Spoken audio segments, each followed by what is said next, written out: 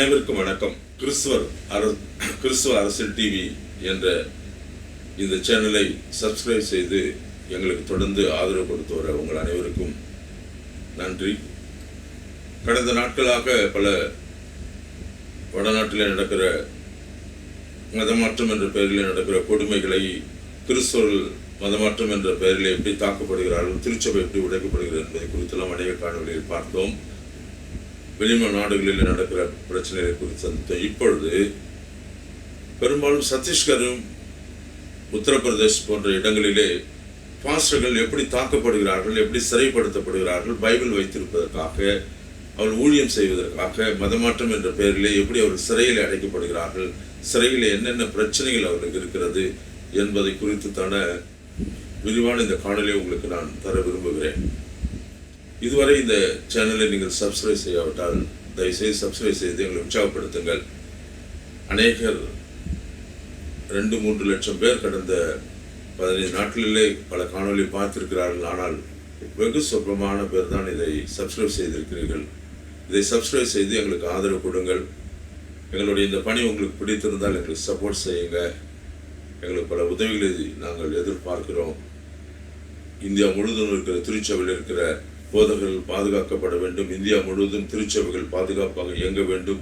கிறிஸ்தவ மிஷனரிகள் பாதுகாப்பாக ஊழியம் செய்ய வேண்டும் என்பதற்காக அவள் படுகிற பாடுகளுக்கு குரல் கொடுக்கவும், இந்தியா முழுவதும் இருக்கிற திருச்சபையில் எங்கெல்லாம் பிரச்சனை நடக்குதோ அங்கெல்லாம் நேரடியாக போய் சந்தித்து அவளுக்கு உதவும்படியாக சிறுபான்மை மக்கள் நல கட்சியும் அகில இந்திய கிறிஸ்துவ உரிமை இயக்கமும் இந்தியா முழுவதும் இன்று தங்களுடைய பணிகளை நாங்கள் விரிவுபடுத்தியிருக்கிறோம். அநேக சகோதரர்கள் இதற்கு இரவு பகலாக வேலை செய்து கொண்டிருக்கிறார்கள். அநேக தேவைகள் எங்களுக்கு இருக்கிறது. ஆகவே நீங்கள் இதை சப்ஸ்கிரைப் செய்யுங்கள். எங்களுக்கு உதவி செய்ய விரும்புகிறவர்கள் எங்களுக்கு உதவி செய்யுங்கள், ஆதரவு தாருங்கள். வாருங்கள் இந்த காணொலிக்குள்ளாக சென்று என்ன நடந்தது என்று பார்ப்போம்.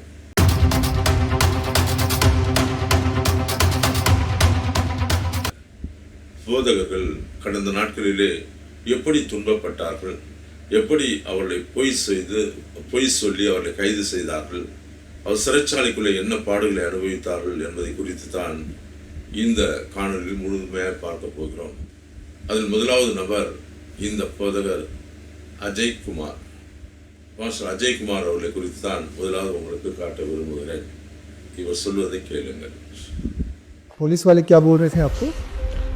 ये सब ईसाई है, इन लोगों को मारो और परेशान करो, इन लोगों को काम कराओ खूब, और लैट्रिन भी साफ करा रहे थे लोग. क्या किया, फिर भी परमेश्वर का धन्यवाद हम लोगों ने किया.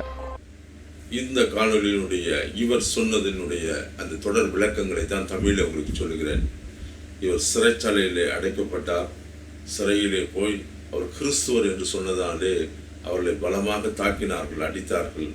அவரை உள்ளே கொண்டு போய் அவர் பாக்கெட்டில் இருந்த பணத்தை எல்லாம் எடுத்துக்கொண்டு அவரை சிறைச்சாலையிலே சட்டி கூட இல்லாமல் அவர்களை உள்ளே அடைத்து வைத்தார்கள். அவருக்கு சரியான உணவு தரவில்லை. அவர் கிறிஸ்துவர் என்ற ஒரே காரணத்தினாலே அவர் மதம் மாற்றுகிறார், மற்றவருக்கு மதம் மாற்றுகிறார் என்ற ஒரு பொய்யான ஒரு காரியத்தை சொல்லி அவரை சிறைப்படுத்தியிருந்தார்கள். அவருக்கு சிறையிலே கடுமையான வேலை கொடுக்கப்பட்டது. அதில் இன்னும் மிக கேவலமான ஒரு காரியம் என்னவென்றால், அவரை சிறைச்சாலையில் இருக்கிற ஒவ்வொரு கழிவறையும் அவரை தான் வைத்து சுத்தம் செய்தார்.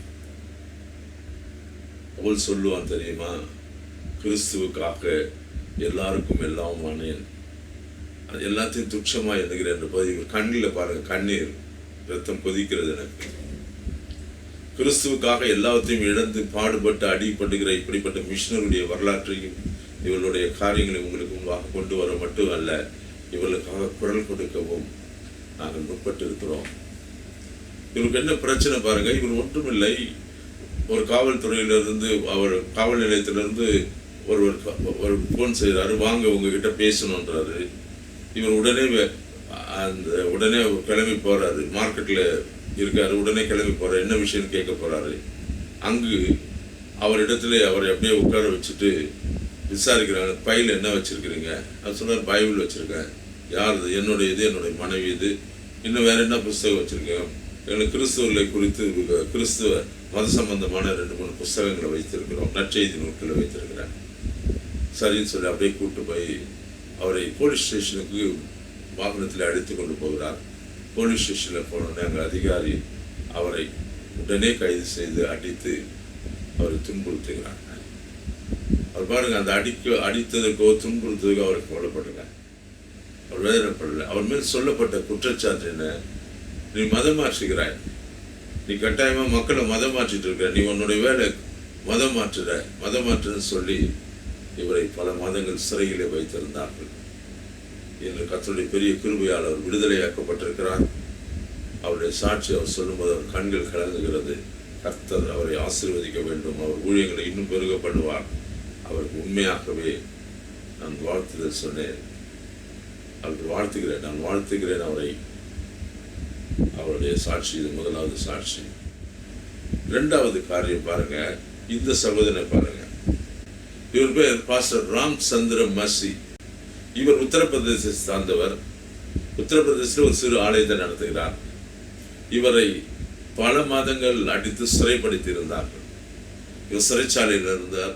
இவர் சிறையிலே அடைக்கப்பட்ட போது எடுக்கப்பட்டது. இன்னும் இவர் பல மாதங்களில் உள்ள சிறையில் வைக்கப்பட்டிருந்த போது இவர் மேல் சொன்ன குற்றச்சாட்டு என்ன தெரியுங்களா? இவர் மதம் மாற்றுகிறார். என்ன மதம் மாற்றுகிறார்? பணம் கொடுத்து மதம் மாற்றுகிறார். எல்லாத்தையும் பணத்தை கொடுக்கிறார்னா இவர் வீட்டை காட்டுகிறேன் பாருங்க. இவ்வளவு ஏழ்மையில் இருக்கிற, ஒன்றுமில்லாத இருக்கிற இவர் தான் மக்களுக்கு பணத்தை வாரி கொடுக்கிறார் என்று இந்த முட்டாள் அரசாங்கம், யூபியில் இருக்கிற அந்த முட்டாள் பிஜேபி அரசு இவரை சொல்லி இருக்கிறது. இவருக்கே வீடு இல்லை, இவருடைய நிலைமை இதுதான்.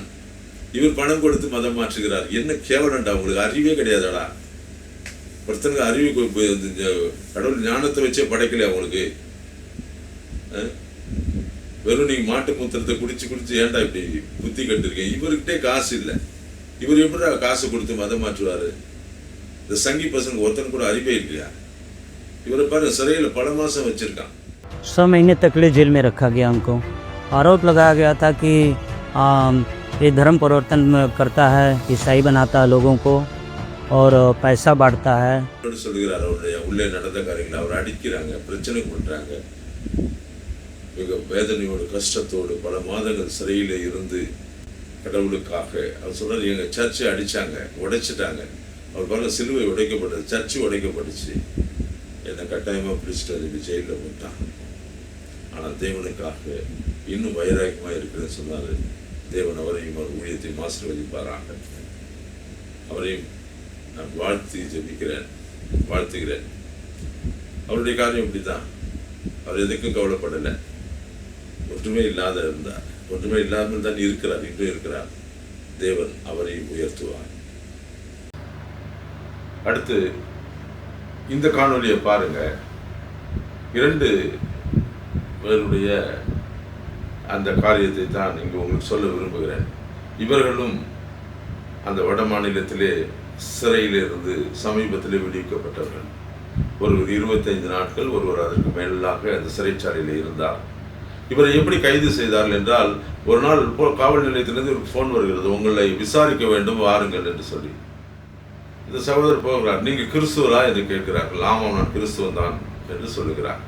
பாருங்க, அவர் வீட்டிலே வந்து பார்த்தீங்கன்னா முன்னால சிலுவை வரைந்து வைத்திருக்கிறார். அப்போ இங்கிருந்து அவர் போறாரு. போனோடனே கேட்குறாங்க. அவர் போட்டவுடனே ஒருத்தர் சொல்கிறார், அவனை பிடி என்று சொல்லி ஓடி வந்து ஒரு காலரை பிடித்து திருடர்களை, கொலைகாரர்களை பிடித்து இழுக்கிற மாதிரி இழுத்துட்டு போறாரு. நீ தானே மதம் மாற்றுற, எல்லாரையும் மதம் மாற்றிட்டு இருக்கிற, நீ கிறிஸ்துவன் தானே? அவர் சொல்றாரு, நான் கிறிஸ்துவன் தான், இயேசு கிறிஸ்துவ வணங்குறது தான். ஆனால் நான் அதெல்லாம் செய்யறது இல்லைங்க. இல்லை, உன் பேர் பார் லிஸ்ட்டில் வந்திருக்கு, உன் மேலே கம்ப்ளைண்ட் கொடுத்துருக்காங்க, நீ மதம் மாற்றிட்டு இருக்க எல்லாரையும் என்று சொல்லி 25 நாட்கள் அவரை அந்த சிறைச்சாலையில் வைத்துட்டாங்க. கொடுமையான சிறையில் அவரை ஒரு கொலைகாரனை போல அடித்து, கொலைகாரனை போல இழுத்துட்டு போய் சிறையில் வச்சுட்டோன்னே அவரை சிறையில் வைத்து ஒரு கொள்ளைக்காரனை போல அவரை கழுத்தை பிடித்து நிறுத்தி அப்படி பயங்கர மோசப்படுத்தி உள்ள சிறையில் இருந்தார். 25 நாள் சிறையில் இருந்தார். அவரும் அவரோடு கூட இன்னொரு சகோதரர் சிறையில் இருந்தார். அவரை குறித்து சொல்லும்போது அந்த காணொலியில் இதைத்தான் சொல்கிறார்.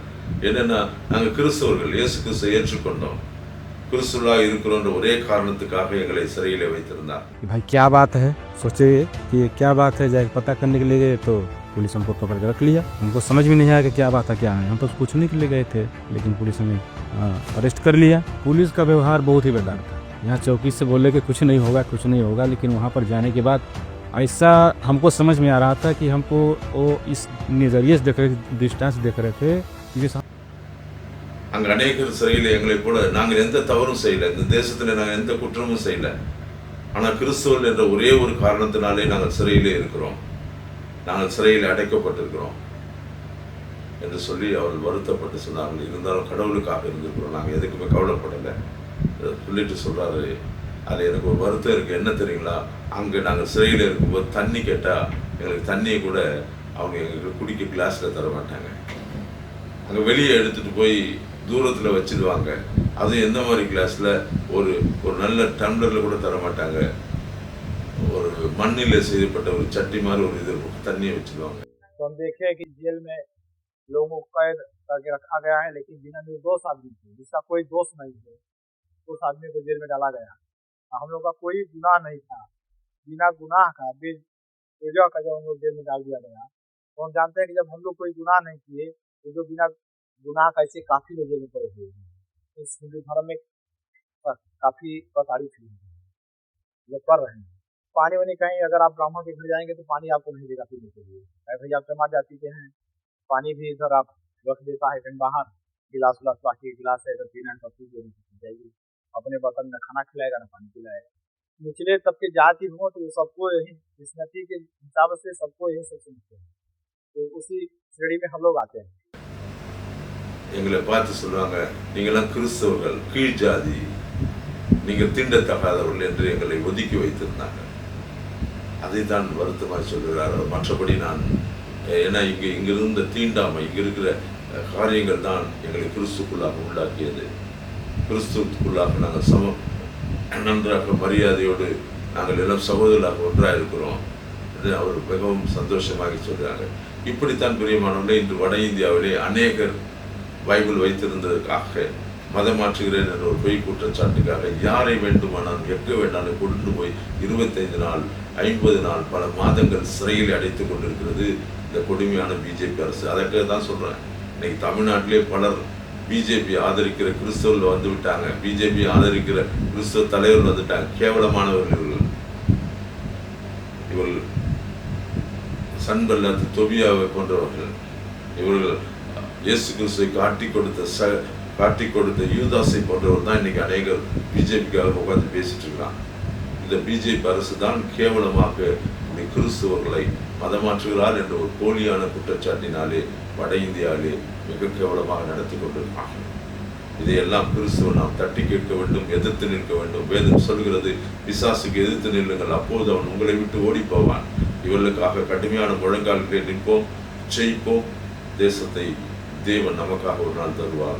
வாருங்கள், மற்றொரு காலையில் உங்களை சந்திக்கிறவரை விடைபெறுகிறேன். நன்றி, வணக்கம்.